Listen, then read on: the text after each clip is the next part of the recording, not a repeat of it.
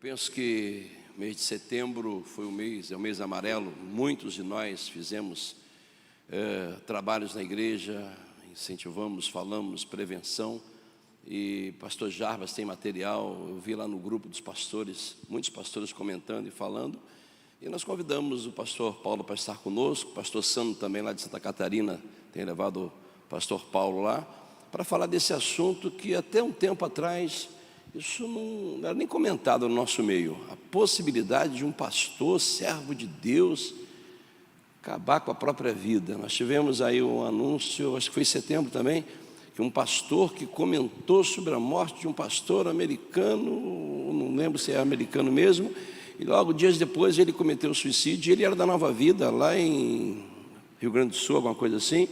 E muitos de nós fomos questionados sobre é do conselho, não é do conselho, e nós ficamos sem saber muito bem, até explicar a situação. Enfim, isso agora tem sido uma coisa muito comum no nosso meio. A gente não sabe até onde vai a pressão. Esses dias lá, o vizinho da minha filha, você deve ter recebido um vídeo lá no Barra Sul, o camarada pulou lá de cima do prédio, e imagens terríveis, o que leva a pessoa a chegar a um ponto como esse, né? Então é um assunto relevante para a gente poder tratar. Então o conselho decidiu por convidar o pastor Paulo para estar no nosso meio, pastor metodista há 12 anos, né, Paulo? Tem trabalhado nessa área aí e vai falar um pouquinho mais e vai nos abençoar, amém? Vamos receber o pastor com uma linda salva de palmas. Vem cá, querido, fica à vontade, você está em casa. Tem água para você ali, tá? Uma hora, pastor, isso? Pode isso. Tá.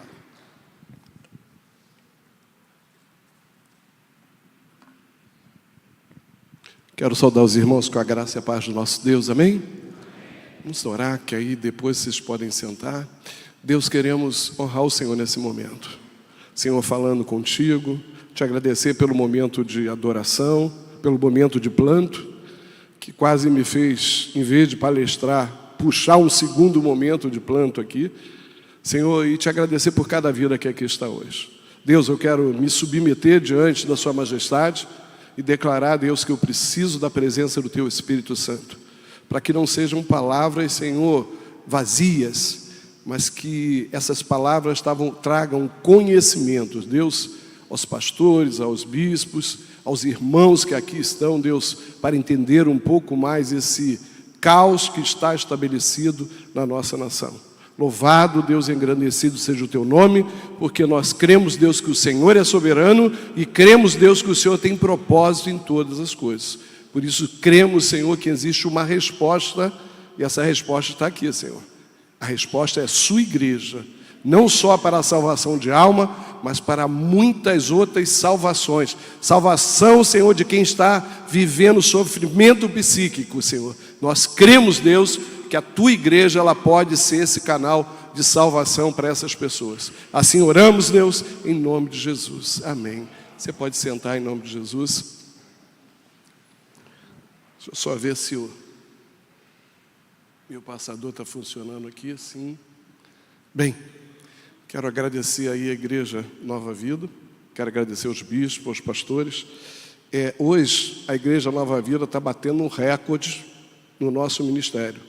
Em 3 meses, é a 5ª vez que nós estamos falando na Igreja Nova Vida ou associado à Nova Vida, como, por exemplo, o pastor Sandro, ele conseguiu me levar para falar no condomínio dele, que foi um desafio, amém? Né? Nós fomos lá, falamos no condomínio, ele também foi um pioneiro, me introduziu na live, que eu nem sabia o que era uma live, gente, ele me introduziu na live, né? E o pessoal do condomínio viu a live do dia que eu ia na igreja dele e acabou pedindo a ele que a gente fosse até lá, e nós fomos lá, e assim, graças a Deus, algumas vidas foram abençoadas em nome de Jesus, né? Eu estou com 1 hora aqui para fazer essa exposição, então eu vou ser bem objetivo. Nós estávamos conversando um pouco lá no gabinete, falamos sobre os pastores prolixos, né? Eu sou um desses. Se deixar, eu fico aqui 2 horas com você, 3 horas com você. Então eu vou me permitir seguir o meu roteiro, porque aí eu consigo ficar dentro de 1 hora e vou trazer aquilo que eu entendi que é mais relevante compartilhar com vocês nessa manhã. Bem, meu nome é Paulo César Nogueira, eu sou pastor na cidade de Niterói. Nosso ministério ele tem 12 anos de existência, né? Antes eu atuei na Igreja Metodista por 9 anos, sou formado em Ciência Econômica, Teologia e atuo na área da gestão da saúde numa rede de hospitais no âmbito da assistência, como gestor de qualidade e também como avaliador do Sistema Brasileiro de Acreditação, né? Você pode estranhar um economista estar falando sobre transtornos, sobre suicídio, né? Normalmente se espera que um médico esteja aqui ou um psicólogo, né? E essa visão é o primeiro erro que a gente quer começar a desconstruir nesse momento, quando a gente pensa em saúde de uma forma geral, mas muito mais da saúde mental. Hoje, a medicina moderna, a ciência médica ou assistencial praticada no mundo inteiro e praticada em alguns bons lugares no Brasil, já desconstruiu essa ideia. Hoje, a medicina que funciona, a medicina que é eficaz, ela é resultado de uma junção de várias disciplinas. Hoje, nenhuma disciplina isoladamente cura de forma efetiva. Hoje a gente entende que a gente precisa juntar conhecimentos para produzir um conhecimento maior, que, olhando por uma questão metodológica, a gente chama de transdisciplinaridade, né? E essa visão, ela é determinante quando a gente fala em transtorno mental, quando a gente fala em saúde mental, porque se a gente tentar tratar o transtorno mental de forma isolada, a gente corre o risco de ficar muitos anos tratando essa patologia ou ter reincidência dela, porque ela não foi olhada de forma sistêmica, ou como o bispo me ajudou aqui lá em cima conversando, de forma holística. Então, essa é a minha formação. Eu atuo numa rede de hospital, ela é a maior rede de hospital da América Latina, e eu sou gestor de qualidade. O que eu faço lá? Eu faço exatamente isso que eu acabei de falar para vocês. Eu ajudo o corpo clínico, o corpo de enfermagem, o corpo de farmácia, o corpo de fisioterapia, a olhar o paciente por essa visão sistêmica e produzir um conhecimento único que vai ajudar esse paciente a se recuperar muito mais rápido e sair de lá de forma curada e sair de lá sem que ele sofra um tombo, sem que ele tenha uma lesão, sem que o nome dele seja trocado, sem que outros incidentes que muitas vezes acontecem no hospital possam acontecer. E, além disso, eu sou avaliador do Sistema Brasileiro de Acreditação. Existe um sistema no Brasil que se chama Sistema Brasileiro de Acreditação, que avalia o hospital no tocante à qualidade relativo ao tipo de assistência que ela oferece, né? Então, eu faço parte dessa associação. A gente visita hospitais dentro do Brasil, em todos os estados, e a gente avalia a qualidade da assistência que é oferecida a cada paciente. Eu estou nessa rede há 9 anos. Antes da rede de hospitais, eu venho do segmento da engenharia, da siderurgia, trabalhei na área nuclear, né, e fui cair dentro da área da saúde. E quando eu caí dentro da área da saúde, eu perguntei para o Senhor, o que eu estou fazendo aqui? Isso aqui não tem nada a ver com o meu, vamos chamar assim, com o meu métier. Mas eu quero dizer uma coisa para você, Deus sempre tem propósitos. Deus sempre tem propósito. Primeiro ano eu não entendi nada, no segundo ano eu não entendi nada, no terceiro ano eu não entendi nada, no quarto ano eu comecei a me despertar para essa situação que a gente vive hoje no Brasil, que é o caos que nós estamos vivendo na área da saúde, do transtorno mental. E o que me despertou foi que em 2017, 2018, a gente teve um número excessivo, né? E dizer excessivo até não é apropriada para a palavra. A gente teve um número muito grande de pastores se suicidando. Na minha mentalidade, há 3 anos atrás, pastor se suicidar era uma coisa que eu não conseguia entender, né? E eu comecei a produzir, no meu entendimento, reflexões muito erradas sobre a postura desses pastores, né? Comecei a imaginar que havia ali uma falha no relacionamento com Deus. Só que o número foi muito grande, e isso me chamou a atenção, e eu comecei a conversar com familiares desses pastores, comecei a entender a história de cada um, pensei logo que isso estava associado a uma denominação específica, e cheguei à conclusão que tem igreja histórica, igreja pentecostal, igreja neopentecostal, não existe um paralelo, não existe algo que conecte todas essas pessoas há uma explicação única. E estudando um pouco mais, eu entendi uma coisa, só tem um elo que prendia todos esses pastores. Todos os pastores que morreram no Brasil de suicídio em 2017 e 2018, todos eles tinham um transtorno mental de base. Então, existe uma relação muito grande em transtorno mental com suicídio. A Organização Mundial de Saúde vai dizer, nós vamos ver daqui a pouco, que 97% das pessoas que se suicidam no mundo, ela tem um transtorno mental de base. Isso significa, se a gente for eficiente e se a gente alcançar as pessoas que têm transtorno mental, a gente reduz de forma drástica o número de pessoas que se suicidam. Eu também quero começar a falar para vocês assim, um pouquinho da história do transtorno mental, né? E para a gente entender o momento que nós estamos hoje, nós precisamos entender o passado. É sempre bom entender o passado, né? Muitas vezes a gente está buscando algumas opções para a igreja do presente e a gente precisa voltar ao passado, né? A gente precisa olhar lá para a igreja primitiva que a gente vai encontrar muitas respostas para o nosso presente. E contudo é assim. Há 6.000 anos, 6.000 anos antes de Cristo, já havia transtorno mental, né? Só que naquela época, como é que eles imaginavam? Eles imaginavam que havia um demônio dentro da cabeça das pessoas. Então, eles criaram um instrumentozinho que parece um saca-rolha e eles perfuravam o cérebro das pessoas, né? E aquela pessoa ficava, entre aspas, lobotomizada. Né? Ela ficava paralisada completamente e daquela época o entendimento era que o demônio saía lá de dentro e o assunto estava resolvido. Aí a gente vem para a era grega e no início da era grega os gregos também associavam a esse tipo de humor deformado, os gregos também olhavam isso de forma sobrenatural, até que ainda na era grega, em 480, um homem chamado Hipócrates, que hoje é o pai da medicina, ele define esses transtornos de uma maneira espetacular, sem artigo científico, sem referências anteriores. Ele diz simplesmente que o transtorno de humor é uma resposta de uma questão cerebral onde impacta o humor das pessoas. E, na realidade, é isso que hoje nós estamos concluindo, né? O transtorno mental, mais especificamente a depressão, é algo que acontece no cérebro, que a ciência não define ainda exatamente como é, mas que altera o nosso humor. O que significa alterar o humor? A gente observa aqui, eu tive o privilégio de estar conversando com alguns bispos aqui, e existe uma característica em vocês. Vocês são muito alegres, né? Vocês são muito sorridentes, vocês estão o tempo todo com um bom humor muito grande. Mas eu queria dizer uma coisa para vocês. Vocês só conseguem fazer isso porque existe uma coisa no cérebro de vocês chamada neurotransmissores que estão rodando de forma adequada. Porque se eles pararem de rodar de forma adequada, toda essa alegria, toda essa brincadeira, toda essa percepção da vida começa a ser impactada. E é isso que acontece com as pessoas que passam por um transtorno mental.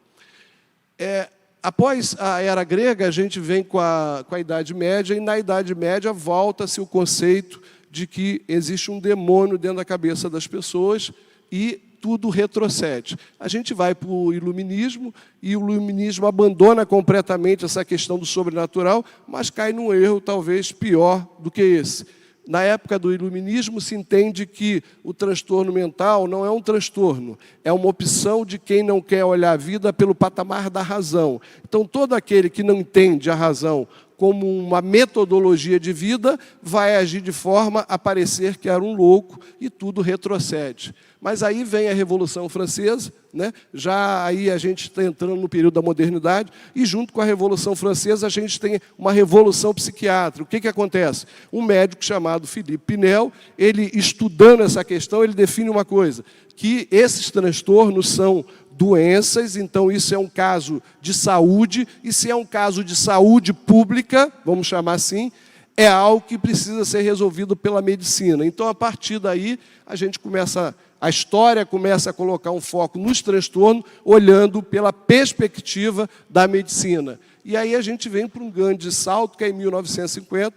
Em 1950, muitas pessoas morriam de tuberculose, né? E havia uma busca muito grande para se encontrar uma medicação que curasse as pessoas de tuberculose. E nessa época havia uma medicação que era muito usada, só que as pessoas continuam morrendo. Só que havia algo diferenciado nesse processo. Essas pessoas morriam. Quem é da época da década de 70 aqui, gente? Levanta a mão assim. Isso. Eles morriam assim meio que paz e amor.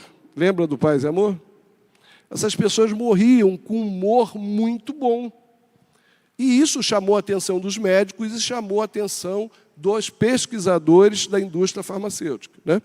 Que bom que existe uma indústria farmacêutica, que bom que ela produz medicamentos, mas existe sempre um interesse financeiro também por trás disso. E eles viram, nesse momento, uma oportunidade de encontrar uma medicação onde a indústria farmacêutica se tornasse o que ela é hoje no Brasil e no mundo. Então, eles começaram a estudar esse medicamento, entenderam que havia uma propriedade que fazia os neurotransmissores nos cérebros fluírem de um neurônio para o outro com uma intensidade maior e gerar mais neurônios. E isso era o que fazia com que essas pessoas, que mesmo indo a óbito por uma patologia, que elas conseguiam conviver com isso com um humor diferenciado da maioria das pessoas. E daí, em 1957, foi criado o primeiro antidepressivo, né? Esse primeiro antidepressivo ele tinha efeito colateral muito grande, né? Ele poderia matar se você tomasse ele numa quantidade maior. Ele tinha muito efeito colateral, que muitas vezes era tão ruim como os sintomas da doença, e ele tinha uma coisa chamada interação medicamentosa. Você tomasse aquele antidepressivo, dificilmente você ia conseguir tomar um outro medicamento. E para a pessoa que já vive um transtorno mental, que acaba impactando o corpo físico da pessoa, ele acaba sempre tendo que tomar, além do antidepressivo, mais algum tipo de medicação. Então, em 1957, foi lançado o primeiro antidepressivo, ele tinha todos esses efeitos colaterais, mas de lá para cá ele foi aperfeiçoado, e hoje o antidepressivo é uma medicação que você toma ela bem, ela tem alguns efeitos colaterais, dependendo da dose que você vai tomar, né, e dependendo do volume que você vai tomar, mas hoje você consegue conviver bem. Uma coisa que a gente precisa colocar aqui é que antidepressivo, gente, não vicia, né? Existem pessoas que preferem conviver com a doença porque acreditam no estigma que tomar um antidepressivo ele vai ficar dependente do antidepressivo toda a vida. Isso não é real. O antidepressivo ele não causa dependência. O que causa dependência é uma classe de medicamentos chamados ansiolíticos, ou bem conhecido no nosso meio, do Brasil, é o que mais se toma essa medicação, chamada ansiolíticos, né? Que são o popular Rivotril e o outro, né? Tem gente que o Rivotril já vira um adereço, né? Tem gente que não anda. Esses dias nós mudamos para um prédio novo, foi feito um prédio novo para o hospital, e nós mudamos para esse prédio novo, e tudo que é novo também tem problema. Não é só a gente que já passou um pouco da idade, que dói o tornozelo, dói o joelho, né? O novo também tem seus problemas. E nós tivemos lá alguns problemas, o elevador parando. E eu estava no elevador, e um rapaz do meu lado, e quando o elevador parou, ele falou, botou a mão no bolso: cadê meu remedinho? Cadê meu remedinho? Aí eu falei: calma.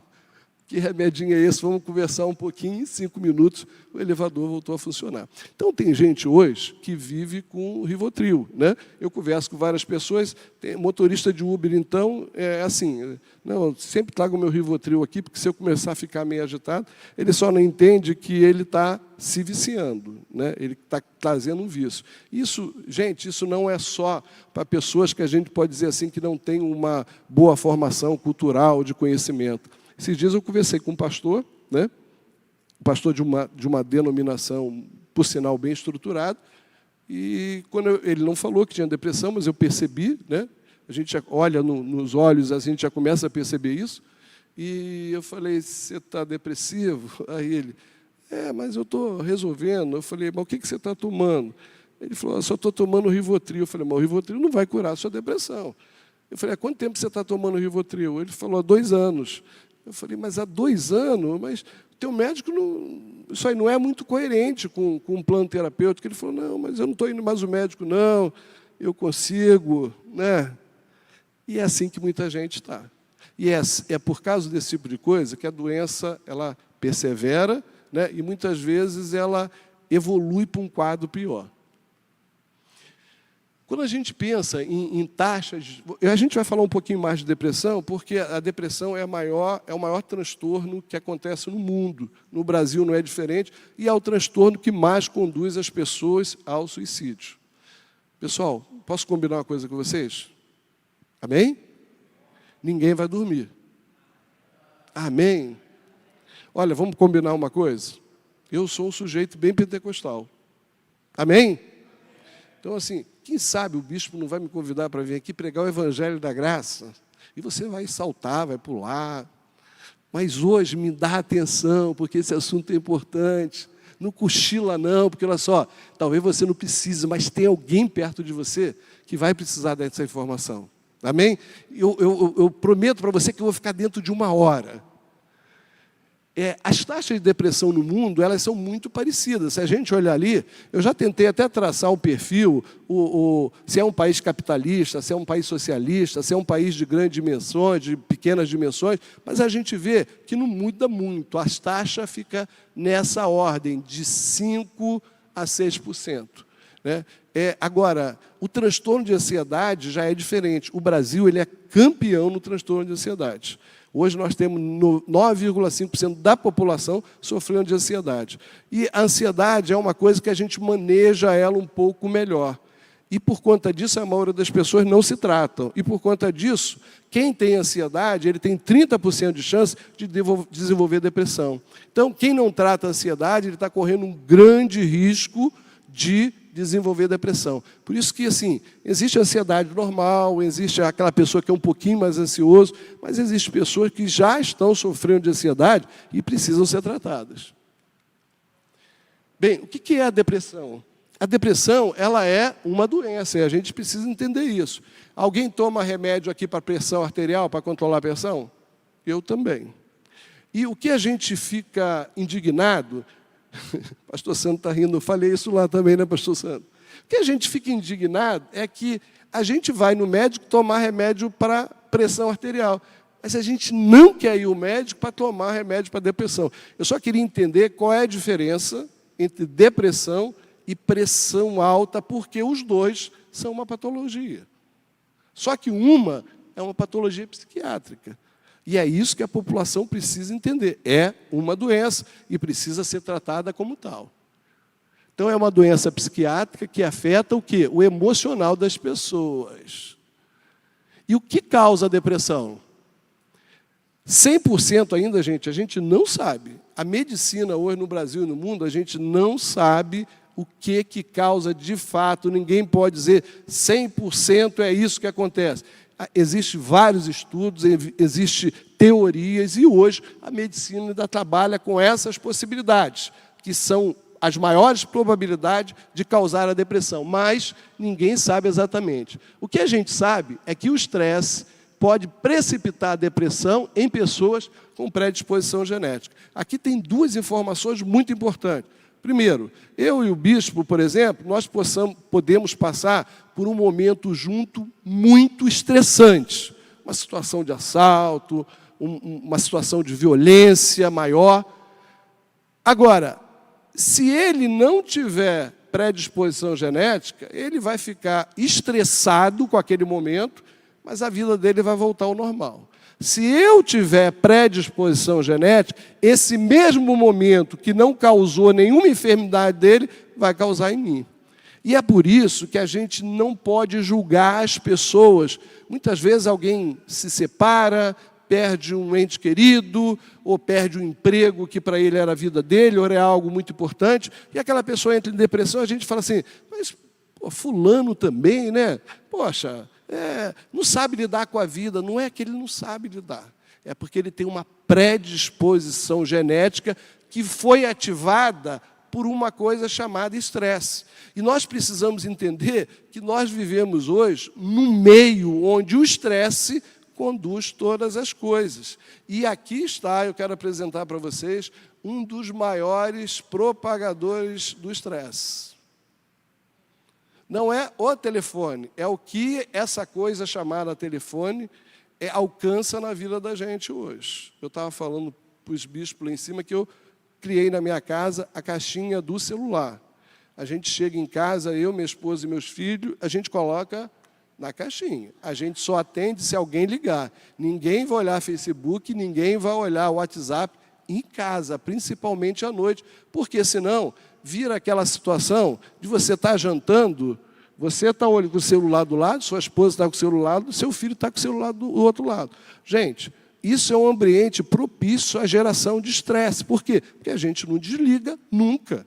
O celular ele pode ficar ligado, é só botar ele na bateria, ele vai recarregar. Eu e você somos diferentes. Chega um momento que não dá mais para recarregar. Então, assim, a gente precisa, e a igreja precisa despertar para isso, a igreja precisa trabalhar a sua comunidade esse item do estresse. Né? E, assim, a gente, dentro da igreja, a gente precisa criar ferramentas que diminuam o estresse. Eu não vou desmerecer quem está aqui embaixo, mas a gente precisa tomar muito cuidado com quem está aqui em cima.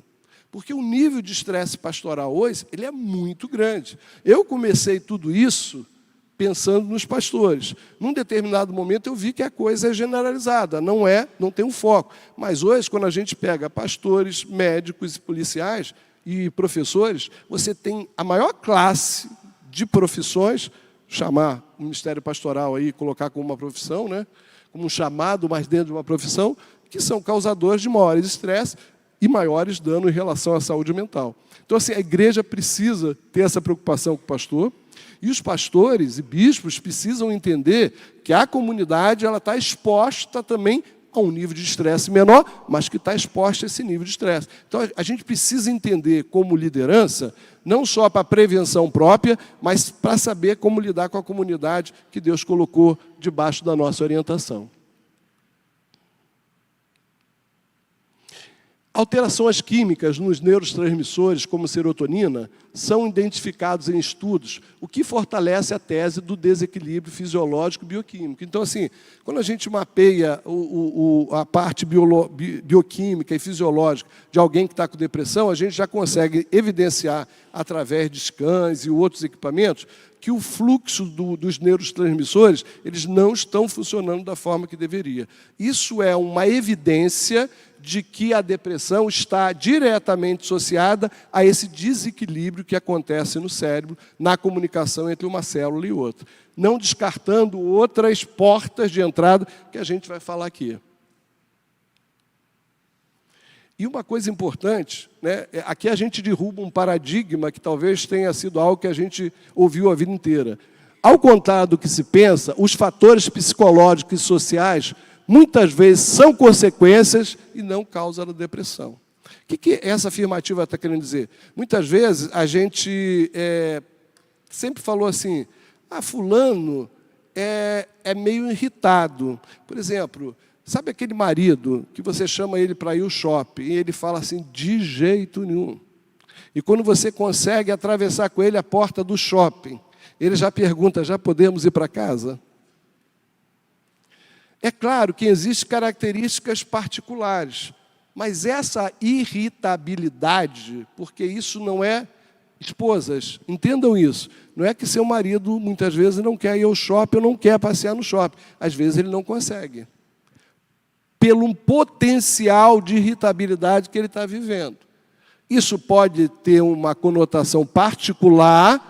Agora, isso já pode ser um sintoma da depressão. E é isso que essa afirmativa está falando. Muitas vezes, não é o sintoma que vai gerar a depressão. Algumas vezes, a depressão começa a gerar o sintoma. Eu vou contar um caso aqui para você entender bem esse assunto. A gente está acompanhando um amigo e ele, desde os 27 anos de idade, hoje ele já tem 42, desde os 27 anos, ele criou uma fobia de entrar no elevador.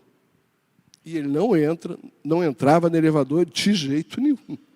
Por isso ele perdeu o emprego, por isso ele deixou de visitar pessoas, por isso o convívio social dele foi muito prejudicado, porque ele não entrava em elevador. Até que ele descobriu que ele estava com depressão. Só que ele não fez nenhuma associação à depressão, à fobia. E ele começou a se tratar de forma adequada, que a gente vai ver aqui, inclusive com acompanhamento de um psicólogo. E esse psicólogo atendia numa clínica, que era no andar térreo.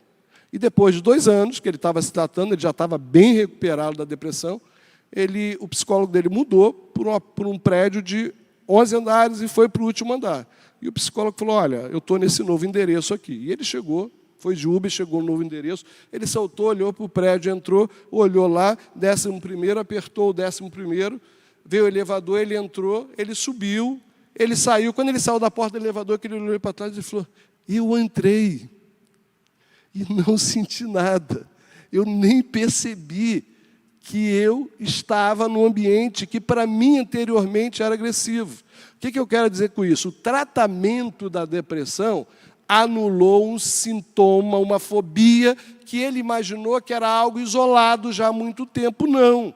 Ele já tinha sintomas de depressão, só que ela não se manifestou de uma forma tão agressiva que ele pudesse identificar. E também, alguns anos atrás, a gente não falava disso como nós estamos falando aqui. Como eu falei, essa em 3 meses é a 4ª vez que eu estou falando com a Igreja Nova Vida. E, bispo, eu quero dizer uma coisa, quero dar parabéns a você também por isso. Sabe por quê? Porque, gente, nós temos uma resistência muito grande a conseguir entrar em algumas igrejas. Muito grande.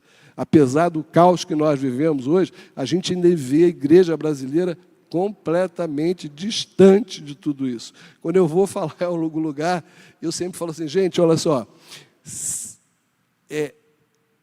não precisa ofertar, nem pagar a gasolina, não, porque isso pode ser um problema para você. Mas me dá a oportunidade de falar aquilo que eu tenho entendido, que tem feito, que faz parte de um chamado, de uma palavra profética que Deus tem trazido sobre a minha vida, que é levar a igreja o entendimento que ela é a única resposta viável para isso que a gente está vivendo.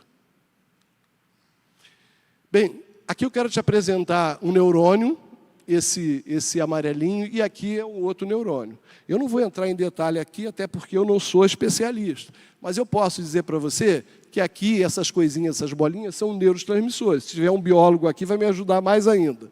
Mas os azulzinhos são caracterizados pelas serotoninas, que é uma dos neurotransmissores responsável pelo... Sabe aquele dia que você se acorda de manhã, antes de ir para a igreja, no domingo de manhã, você olha assim para o sol, e está aquele dia gostoso, o sol bate no seu rosto, você fala: "Oh, Senhor, muito obrigado por esse solzinho"? É aquilo ali que é responsável por isso. Então, ela tem que sair daqui, atravessar essa área chamada a sinapse, e entrar no outro neurônio. Aqui tem um processo azulzinho que recapta tudo que sai daqui, e esse processo vira um ciclo que continua.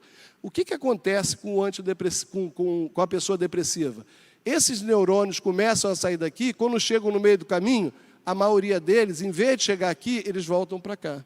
Eles são recaptados pela célula que emitiu eles. Então, o fluxo não se completa, ou esse fluxo ele fica fragilizado demais. E isso é que altera completamente a questão do humor. Então, o componente bioquímico, o desequilíbrio entre neurotransmissores relacionados às áreas da emoção do cérebro, como serotonina, são responsáveis. Esse desequilíbrio é responsável, em grande parte, pelo processo de depressão. A gente encerrou aqui um pouquinho, a gente vai falar agora um pouco sobre suicídio. Aí eu vou reforçar com você aí a sua atenção. Esses estudos saíram agora, recentemente, pela Organização Mundial de Saúde, e a gente observa uma coisa. A taxa de suicídio dos homens, aqui a gente está falando a nível mundial, ela é quase 2 vezes o suicídio das mulheres. Agora, olha que coisa, eu não posso nem chamar isso de interessante, mas é uma observação que nos cabe. As mulheres, elas tentam suicídio 2 vezes mais do que os homens. Mas os homens, eles são muito mais letais.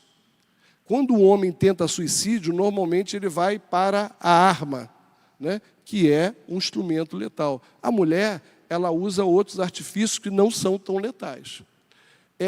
Os países ricos, eles têm a maior taxa de suicídio do mundo. Até os 45 anos, a idade até os 45 anos, ela é responsável por 52% de todos os suicídios que acontecem. Então, assim, a gente tem um pico aí depois de 60, mas até os 45 anos acontece a maior parte dos suicídios. E aqui embaixo eu queria chamar muito a sua atenção para esses 2 dados, que eu acho eles assim extremamente relevantes. E o primeiro é esse aqui. Hoje, no mundo inteiro, o suicídio de jovens entre 15 e 29 anos é a segunda maior causa de morte dos nossos filhos. Quando eu vi essa pesquisa, eu falei, eu preciso parar tudo.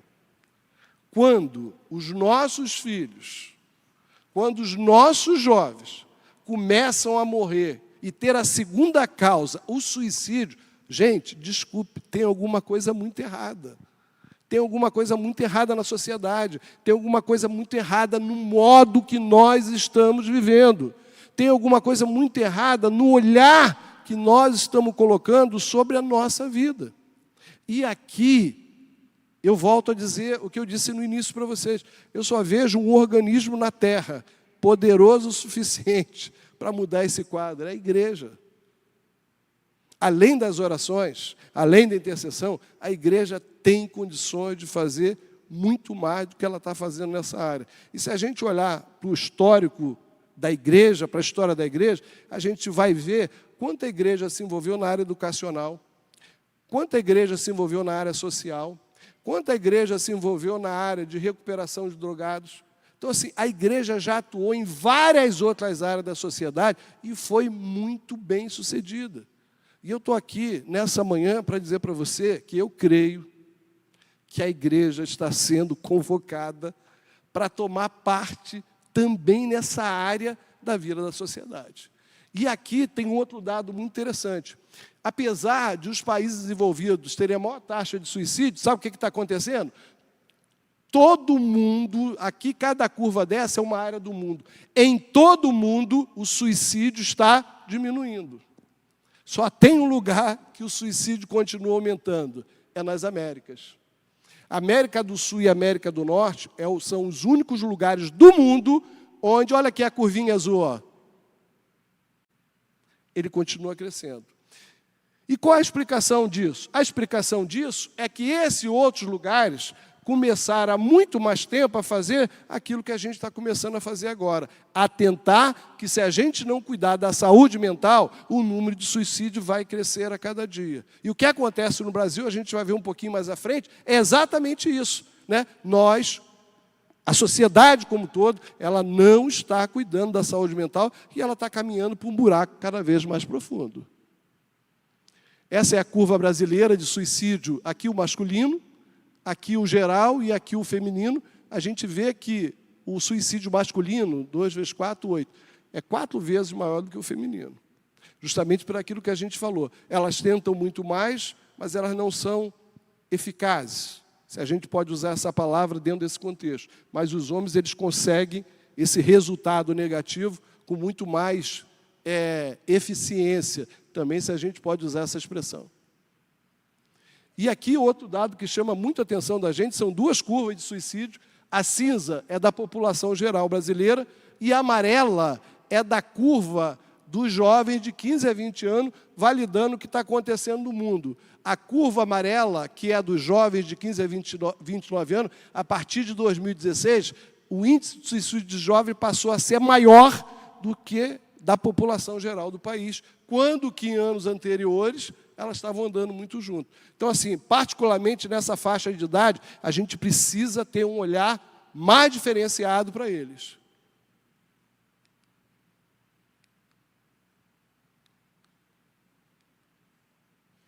E aqui tem um outro dado interessante que vai mostrar, né, vai validar aquilo que a gente está falando, do crescimento desse caos. Em 2011, aqui a gente está falando de autolesão, que também é um problema sério hoje.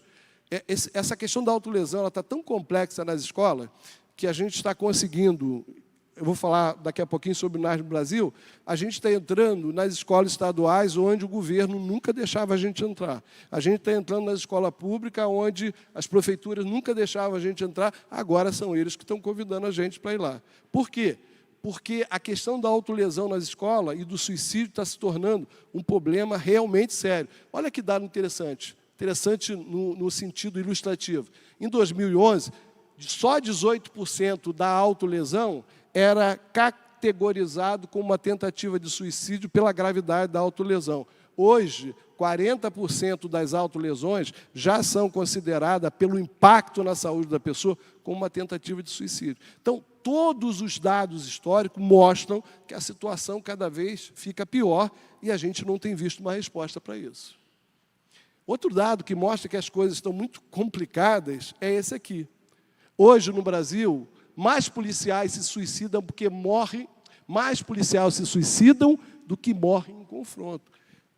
Olha que coisa estranha, né? O policial ele é exposto ao risco de uma maneira muito grande, né? Ele tem uma profissão que a gente pode chamar de risco, mas hoje ele morre mais se matando do que sendo morto por bandido.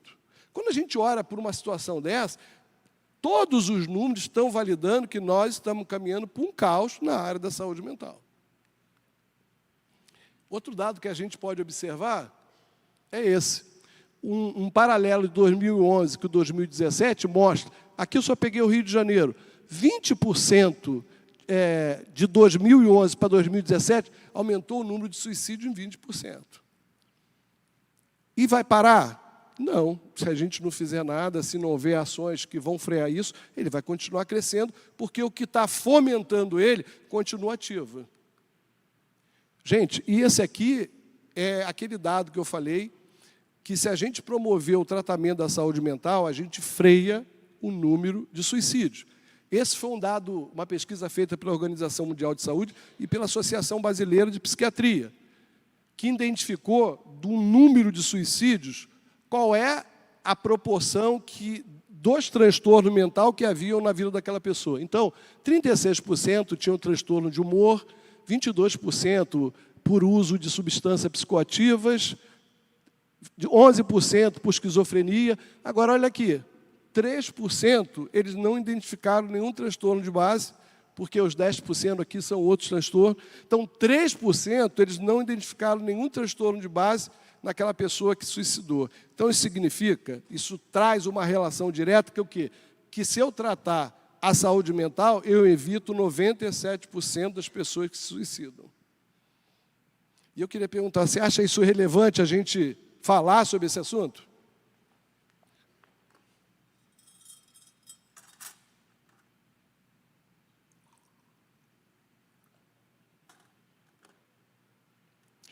Mas, algum tempo atrás, a gente não tinha esse entendimento.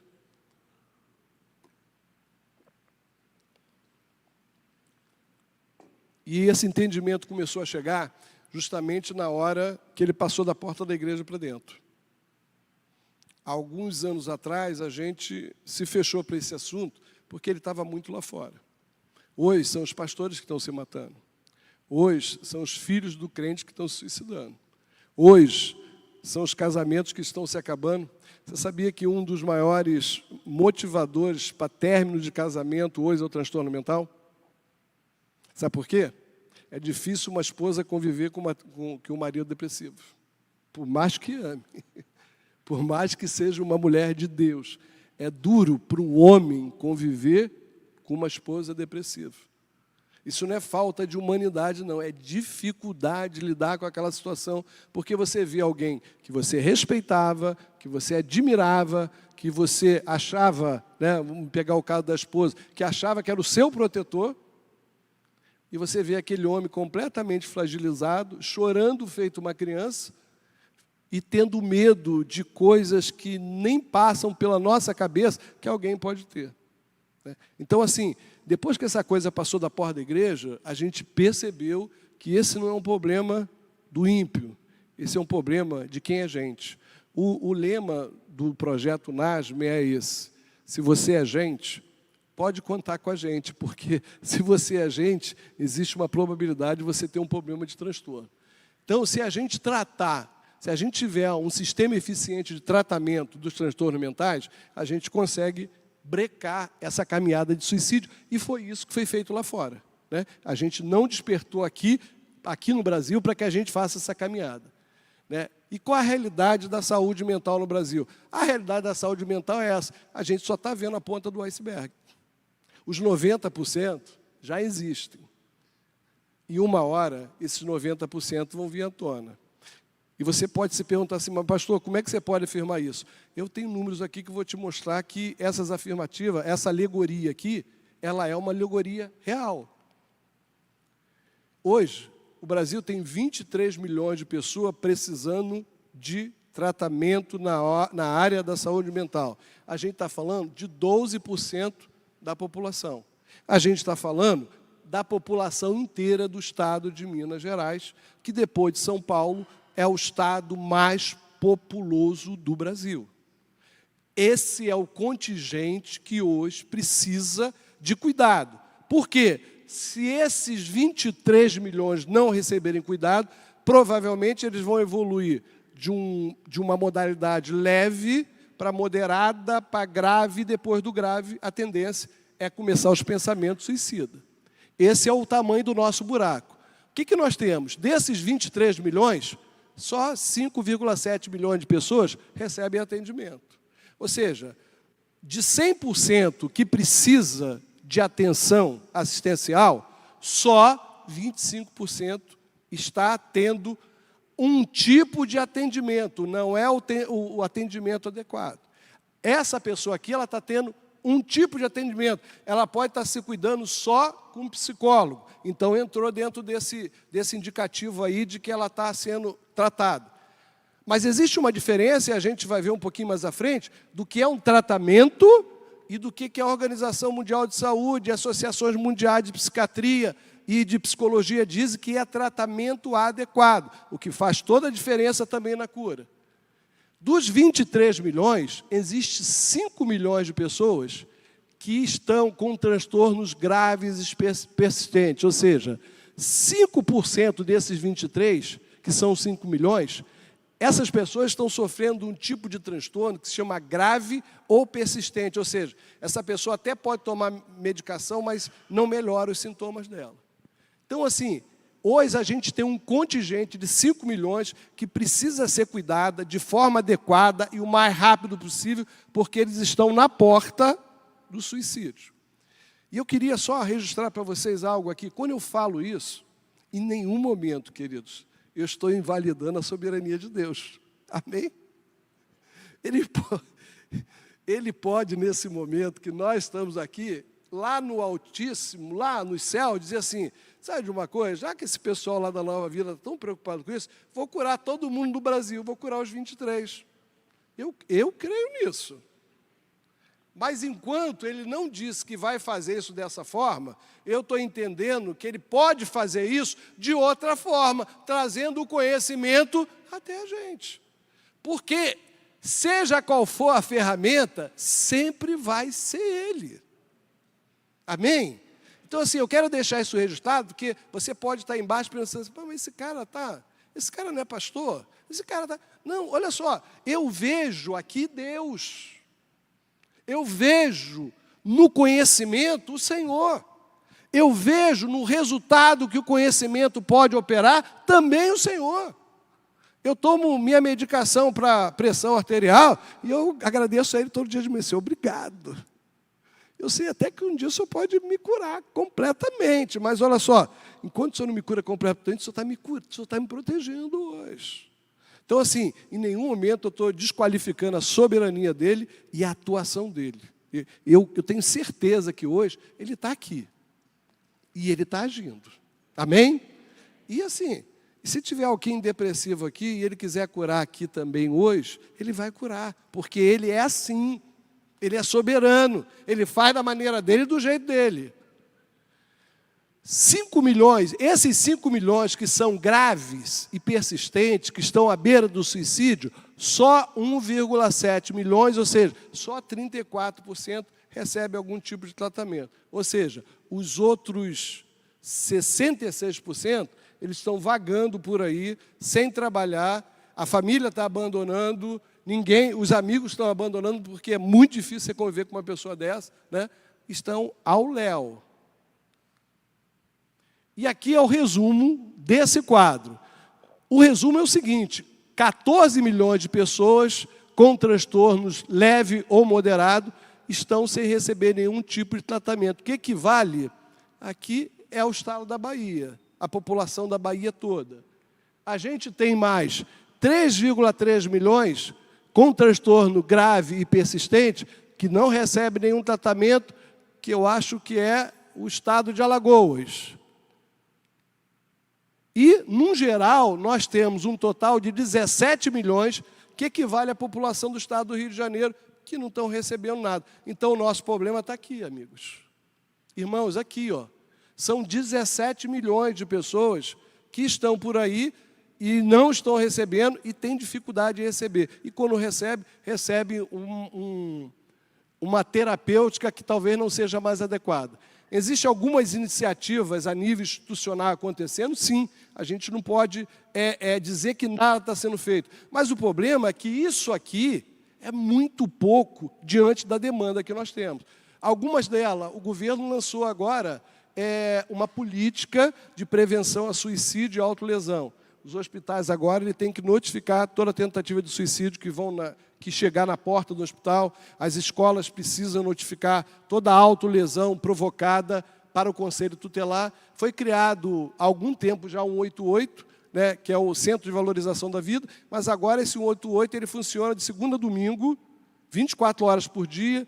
Quem precisar pode ligar para lá, uma pessoa vai atender, vai conversar com você. Isso aqui pode parecer uma coisa simples, mas é fundamental, porque quem está à beira de cometer suicídio, ter alguém para desabafar naquele momento, é como se fosse uma válvula que alivia a pressão e a pessoa consegue sobreviver mais um dia.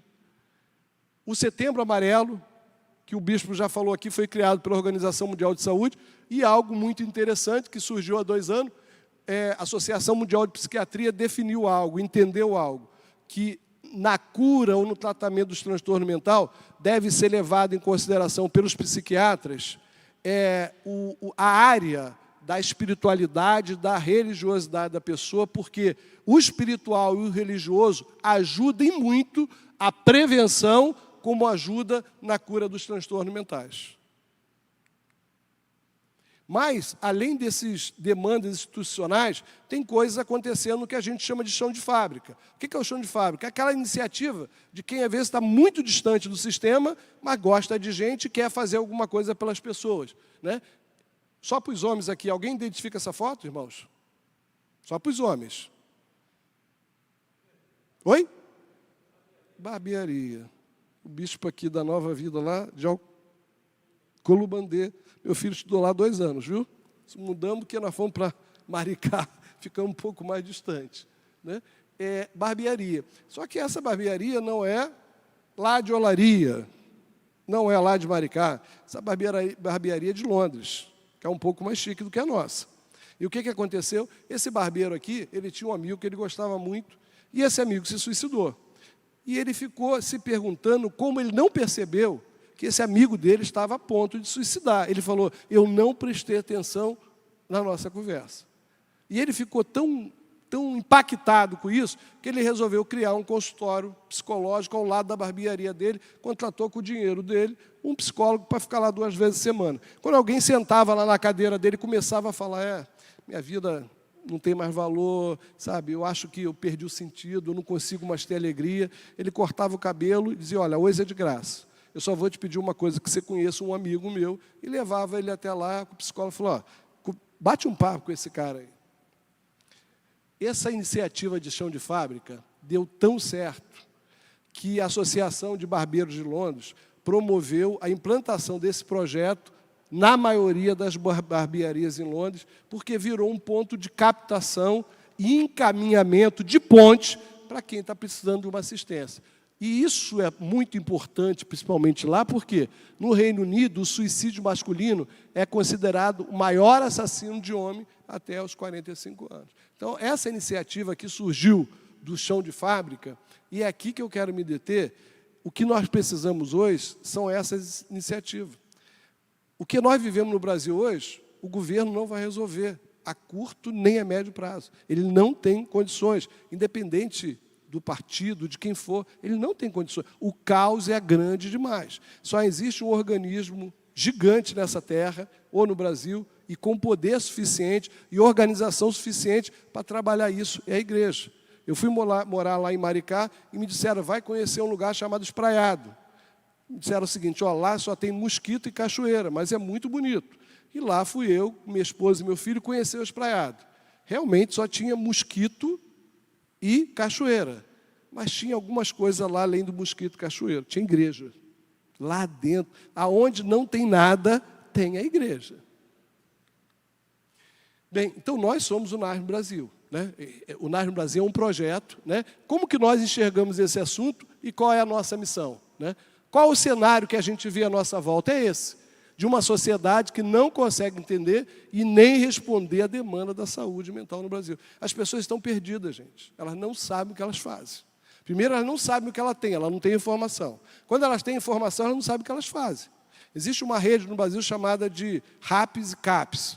Essa rede, ela é infinitamente pequena em função dessa demanda. E ela só atende a alguns casos dos mais graves. Então, assim, não existe resposta. Se você não tiver hoje dinheiro para pagar um psiquiatra, R$350 a consulta, se você não tiver dinheiro para pagar uma consulta de um psicólogo a R$100, se você não tiver dinheiro para pagar um ansiolítico, também que é barato, não entra, mas um antidepressivo a R$150 por mês, você junta tudo isso, a gente está falando de 500, a gente está falando de R$650. Se você disser para um pai de família, você precisa gastar R$650 por mês, ele vai falar, deixa eu morrer, que eu vou comprar carne para o meu filho.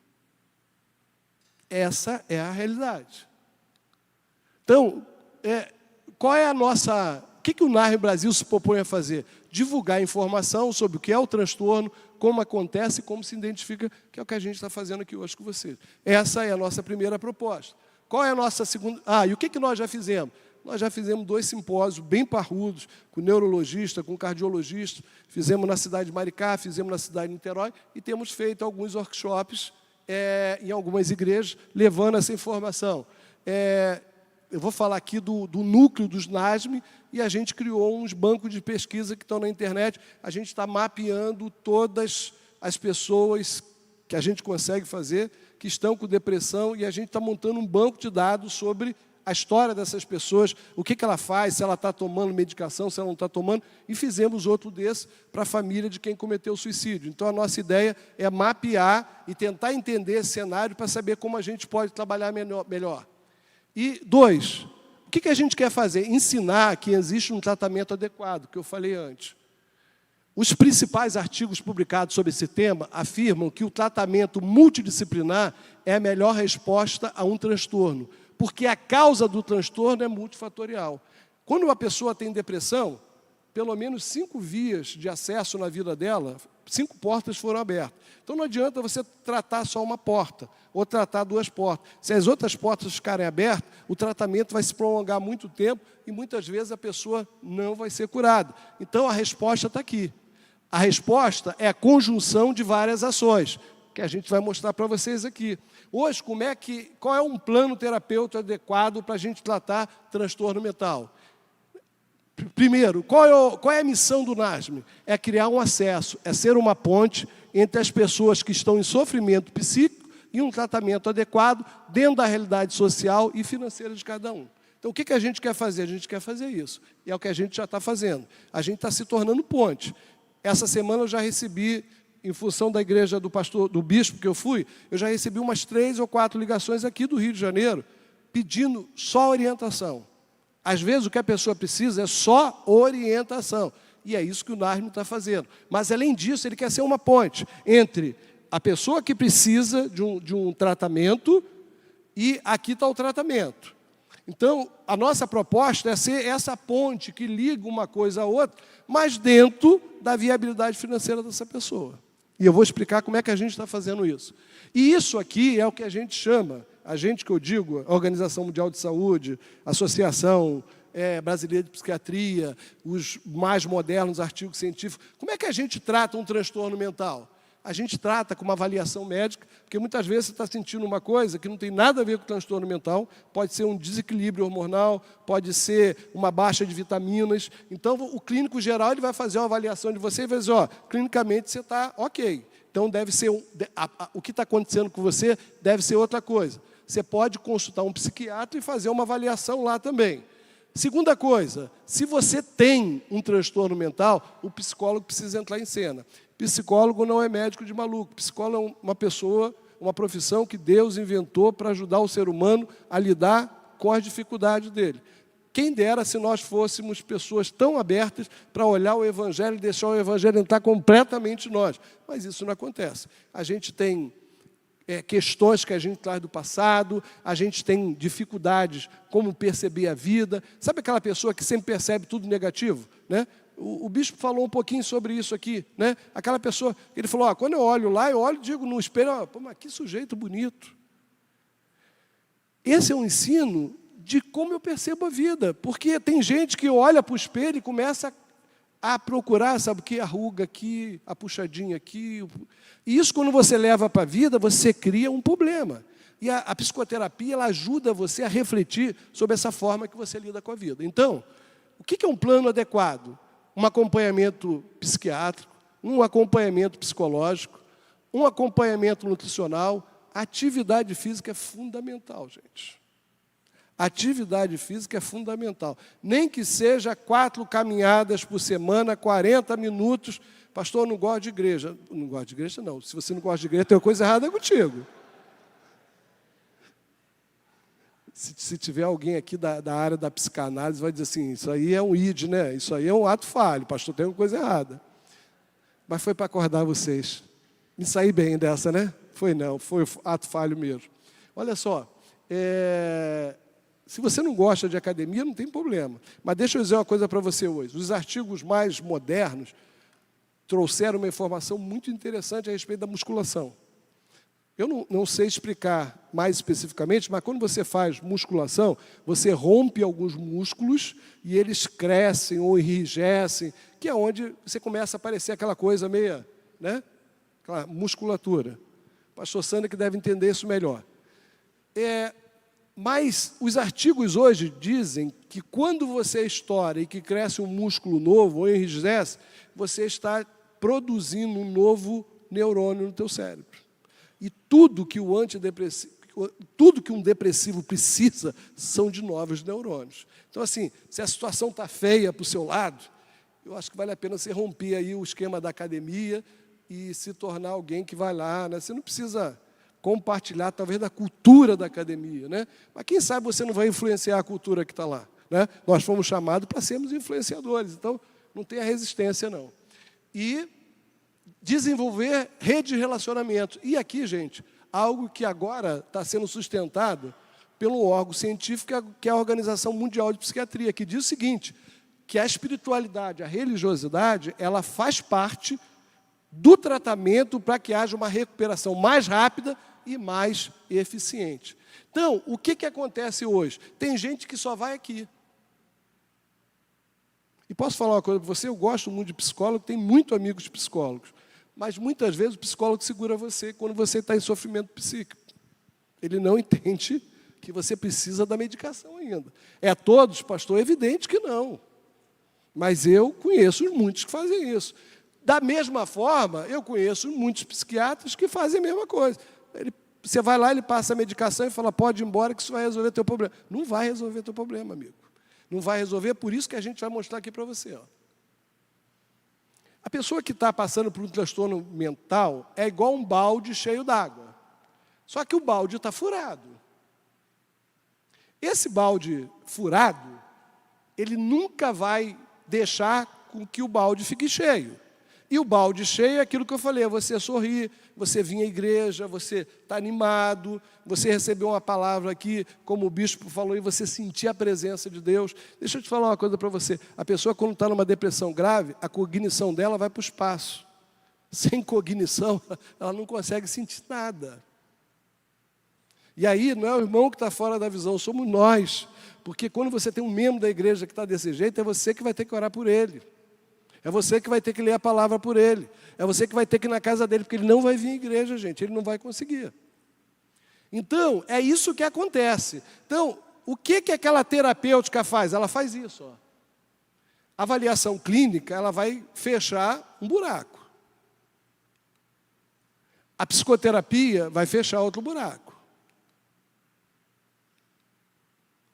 A psiquiatria ou a medicação, se for o caso, nem todos os casos serão necessários, vai fechar outro buraco. A atividade física, ela vai fechar outro buraco. A mudança nutricional, por quê? Porque tem muitos alimentos que vão ajudar a produzir neurotransmissores no seu cérebro. Então, isso é muito importante, vai ajudar no pacote. E a espiritualidade e religiosidade. Esse conjunto de ações, ele vai fechar o balde, porque esses buracos são áreas da vida por onde a doença entrou. Então, você tem que fechar todas essas áreas. Agora, se você só fizer isso aqui, ó, o balde vai continuar vazando. É isso que as pessoas não entendem até esse momento. E é isso que nós precisamos entender. Nós não precisamos só oferecer uma assistência, mas uma assistência que funcione. E a assistência que funciona é essa que contempla todas essas áreas. Então, o que é o NASM Brasil? O NASM Brasil é isso, são ações desenvolvidas para prevenção e tratamento, porque a gente não quer só ajudar a curar, a gente quer prevenir. Então, o NASM Brasil, ele é um núcleo que vai observar a saúde dentro das igrejas ou em outras instituições, e o foco dele vai ser o quê? Os membros da igreja ou a comunidade que está próxima. A Igreja Assembleia de Deus, em Cachoeira de Macacu, do Ministério do Pastor Celso Brasil. Eles lá resolveram estender o NASM para a população à volta. Qual é a intenção dele? Ajudar a população, mas também mostrar para aquela população à volta, dizer assim, a igreja é uma resposta para a sua vida, em todos os sentidos. Então, a ideia do NASM Brasil é implantar núcleos nas igrejas, né? Hoje nós temos 3 núcleos implantados, né? Onde esses núcleos viabilizem a chegada desse paciente até esse tratamento que ele precisa. Pastor, mas isso é muito complicado? Não é. Sabe por quê? Porque a gente monta parcerias. Por exemplo, hoje eu tenho pessoas aqui de Caxias ainda não, mas lá de Olaria, eu acho que não é da sua igreja, mas estiveram lá no dia, pessoas de Olaria indo se atender com um psiquiatra em Niterói. Sabe por quê? Porque esse psiquiatra, ela cobra R$350 a R$400 a consulta no consultório dela. Mas ela atende num projeto chamado Reencontro, que é da Igreja Batista. E eu fiz contato com ela, expliquei, olha, o NASM Brasil está aqui em Niterói.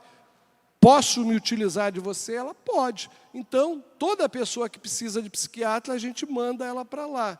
Ela é uma psiquiatra na cidade de renome, mas ela faz essa obra. Então, a gente montou uma parceria. E R$70 é muito mais viável do que 350. Até porque o psiquiatra você não vai todo mês.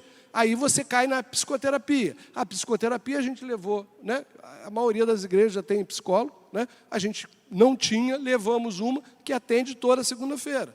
Ela cobra R$150 por mês. Por mês. A gente está falando de R$34 cada consulta. Pastor, e aquela família que não tem condições? O meu grupo, o grupo do DAI, falou, pastor, você está proibido de falar isso. Mas eu vou falar. A pessoa que não tem, a gente dá um jeito e vai pagar. Por quê? Eu não vou deixar alguém que está com pensamento suicida sair da minha frente sem que eu estenda minhas mãos. Então, o que a gente faz? Hoje, a gente está levantando fonte de financiamentos para viabilizar também o tratamento daquela pessoa que não tem nenhuma condição. Até agora, a gente está com 20 pessoas nesse processo, no nosso núcleo, que tem mais 2. No nosso núcleo, a gente está com 20 pessoas. Graças a Deus, nenhuma delas deixou de ter o atendimento que precisa. Temos uma nutricionista na nossa igreja. A nossa nutricionista fez uma prescrição padrão, porque para esse assunto você não precisa de uma prescrição específica, uma prescrição padrão que vai influenciar na alimentação dessa pessoa. Botamos todo mundo dentro de um projeto que tem no bairro onde a igreja está localizada, que se chama Projeto do Gugu, que é uma característica da cidade de Niterói, né? É para os idosos, pessoas assim, não a gente, né, que nós estamos jovens ainda, né, bispo?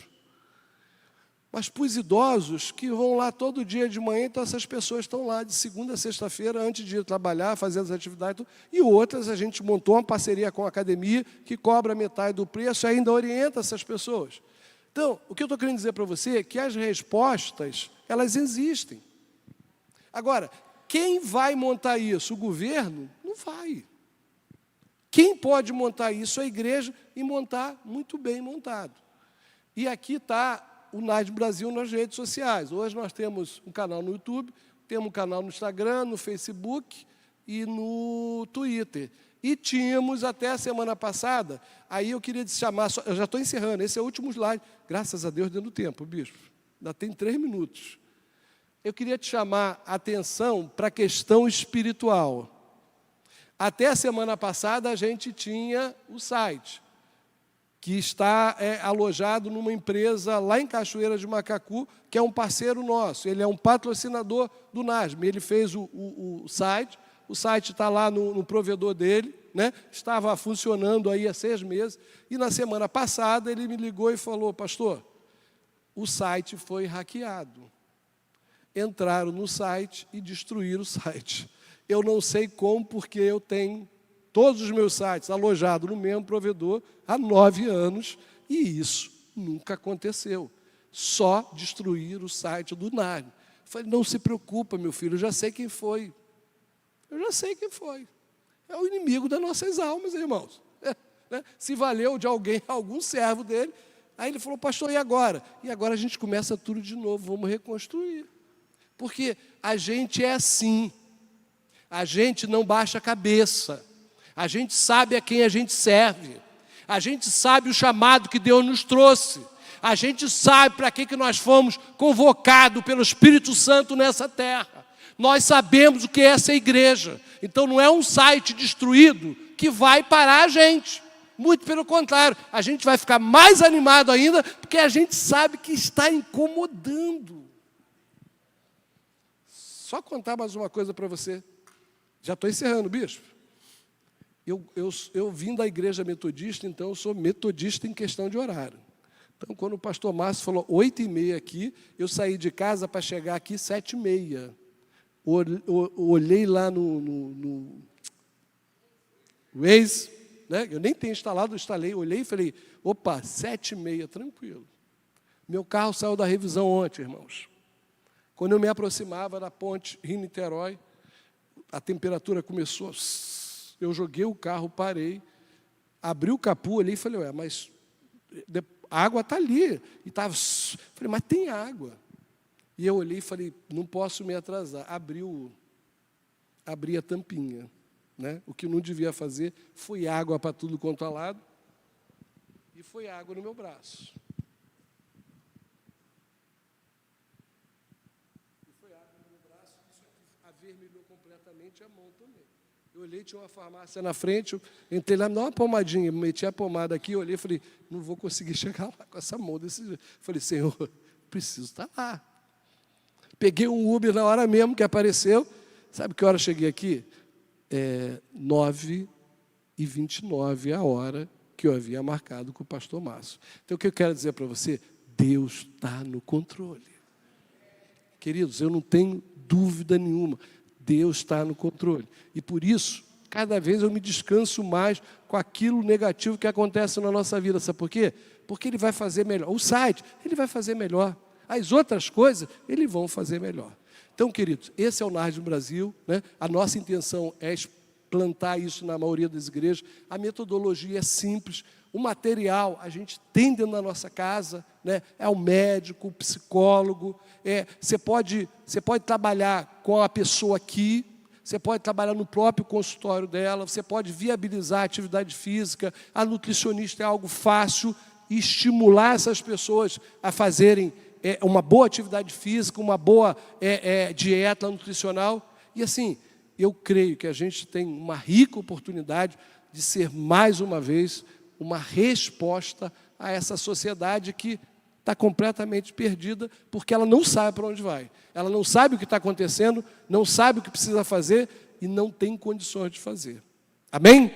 Bispo, é isso.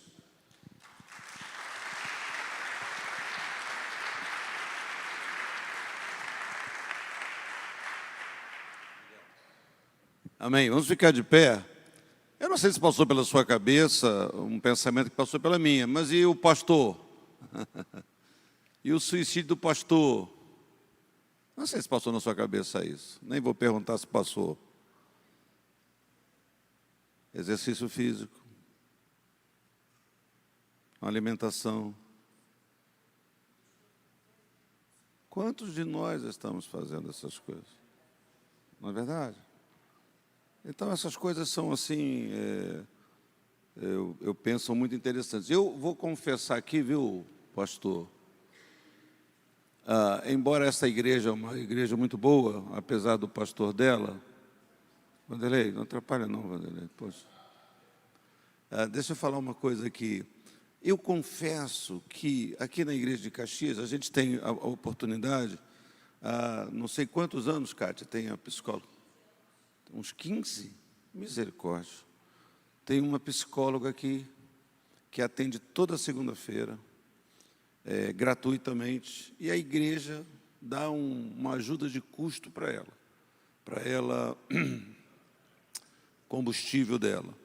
E eu estou falando isso por quê? Porque eu confesso que eu tenho um preconceito, assim, e a gente tem, né? De chegar para uma pessoa que você orou, que você libertou, não procura psicólogo. É um negócio meio derrota, né?